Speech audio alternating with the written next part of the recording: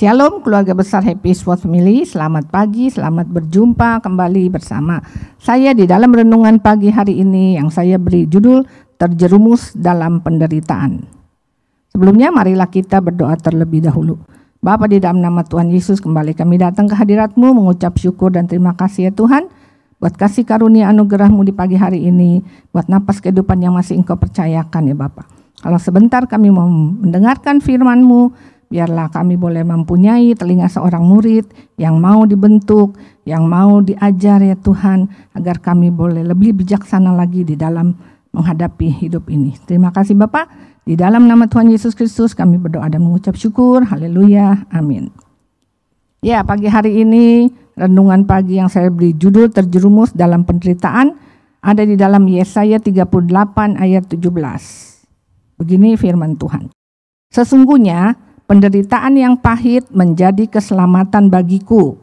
Engkaulah yang mencegah jiwaku dari lubang kebinasaan, sebab Engkau telah melemparkan segala dosaku jauh dari hadapan-Mu. Di dalam dunia ini tidak ada satu orang pun yang ingin hidupnya menderita. Penderitaan yang terjadi di zaman ini semata-mata karena kurangnya penguasaan diri di dalam setiap kehidupan umat manusia, baik orang yang sudah percaya kepada Kristus ataupun belum. Kita lihat situasi zaman sekarang, terjadi begitu banyak penderitaan yang dialami manusia. Peperangan yang terjadi di mana-mana menimbulkan penderitaan yang begitu luar biasa. Belum lagi anak-anak yang mengalami penderitaan fisik dan mental oleh orang tuanya sendiri. Saya melihat kemarin di televisi ada orang yang menjual anaknya untuk diserahkan kepada seseorang. Belum lagi orang-orang kuat yang menindas orang-orang yang lemah. Penderitaan yang dialami oleh seseorang adalah karena kurangnya penguasaan diri terhadap kehendak Tuhan. Ada kesalahan di dalam pengontrolan diri sendiri. Kurang pahamnya kita dalam mentaati kehendak Tuhan, sehingga kita masuk dalam penderitaan yang kita buat sendiri. Sering terjadi kalau kita menghadapi masalah, kita akan marah-marah, emosi kita keluar, kita mendapat perlakuan yang kasar dari seseorang, sehingga kita menderita. Itu karena diakibatkan kita terlalu tidak bisa mengontrol keadaan kita.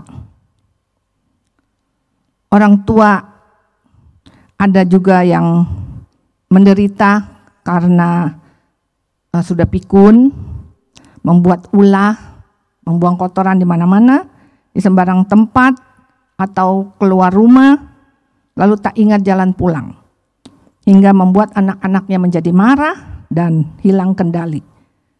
Orang tuanya dipukul sampai meninggal. Ujung-ujungnya sang anak masuk penjara. Dan itu adalah penderitaan yang dibuat sendiri.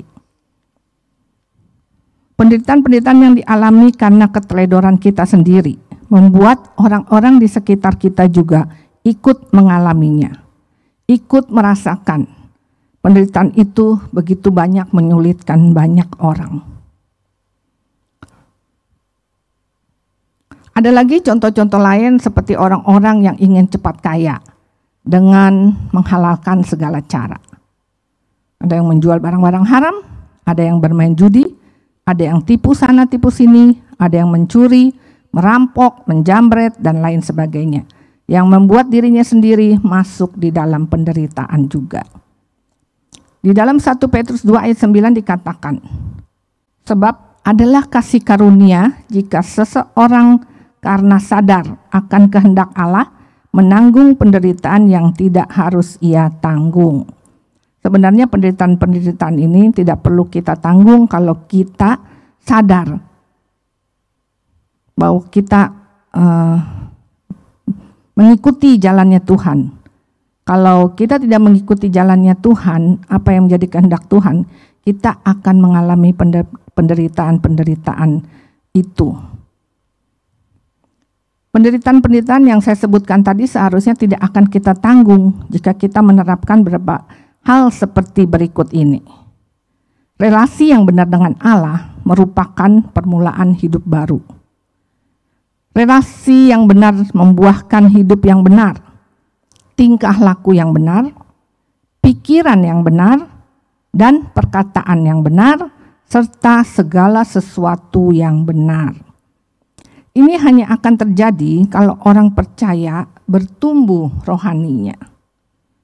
Ini hanya akan terjadi kalau Kristus Yesus terus-menerus menjadi sumber kekuatan rohani kita. Ini hanya akan terjadi kalau kita menjadikan Yesus Kristus sebagai role model dan teladan hidup kita. Ini hanya akan terjadi jika kita siap menyangkal diri dan pikul salib lewat pengalaman pribadi dengan Tuhan Yesus. Amin. Terima kasih, Tuhan Yesus memberkati. Bapak, terima kasih Tuhan buat renungan pagi hari ini. Biarlah kami boleh menjadi anak-anak-Mu Tuhan yang melalui penderitaan yang tidak harus kami alami ya Tuhan ketika kami bersama Engkau. Kalaupun kami menderita karena nama-Mu, untuk kemuliaan nama-Mu ya Tuhan, itu Engkau akan yang membela kami. Kau yang akan memberikan kami kekuatan untuk kami dapat menanggungnya. Terima kasih Bapak, biarlah kami boleh menjadi pelaku-pelaku firman dan penurut-penurut Allah. Di dalam nama Tuhan Yesus kami berdoa dan mengucap syukur. Haleluya. Amin. Terima kasih, Tuhan Yesus memberkati.